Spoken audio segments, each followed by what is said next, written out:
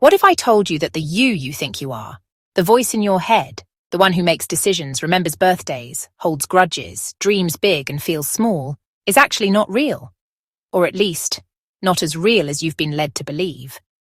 Let's take a journey into the heart of one of humanity's most haunting and fascinating questions.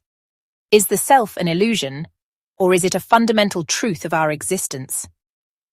Imagine waking up tomorrow and realizing that everything you identify with, your name, your memories, your personality, is just a mental construct, like characters in a story your brain keeps writing to give life a sense of continuity.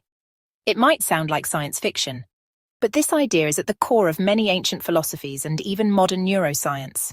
In Buddhism, for instance, the concept of anatta, or non-self, argues that there is no permanent, unchanging essence inside us.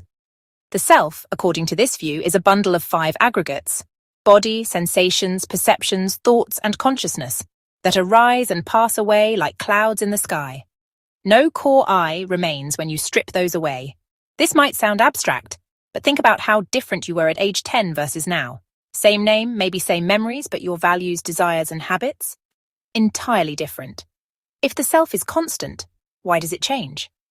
Now let's shift from ancient philosophy to modern science.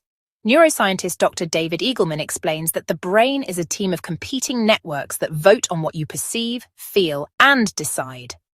There is no central command center, no you sitting in the cockpit. Instead, it's like a parliament of neural activity, often noisy and contradictory. In fact, in experiments using fMRI, researchers have found that your brain can initiate actions up to 7 seconds before you're consciously aware of making a decision. That means by the time you think, I chose this, your brain already chose it for you. So are you making decisions? Or is your brain just letting you think you are, like giving a toddler a toy steering wheel in the back seat? Even the philosopher Daniel Dennett argues that the self is a center of narrative gravity, a fictional character we invent to make sense of our actions and experiences over time. It's useful, just like a country's border is useful, even though it doesn't physically exist on the ground. And what about real-life examples? Ever been so angry that you said, I wasn't myself? Or so in love you did things that felt totally unlike you? Or maybe you've had a moment in meditation or nature where the boundaries between you and the world felt like they dissolved completely. Those moments aren't malfunctions. They're glimpses of how fluid, even fictional, the self can be. In clinical psychology, we also see the fragility of selfhood. Patients with dissociative identity disorder, DID, experience multiple distinct selves, each with their own memories, voices, and preferences.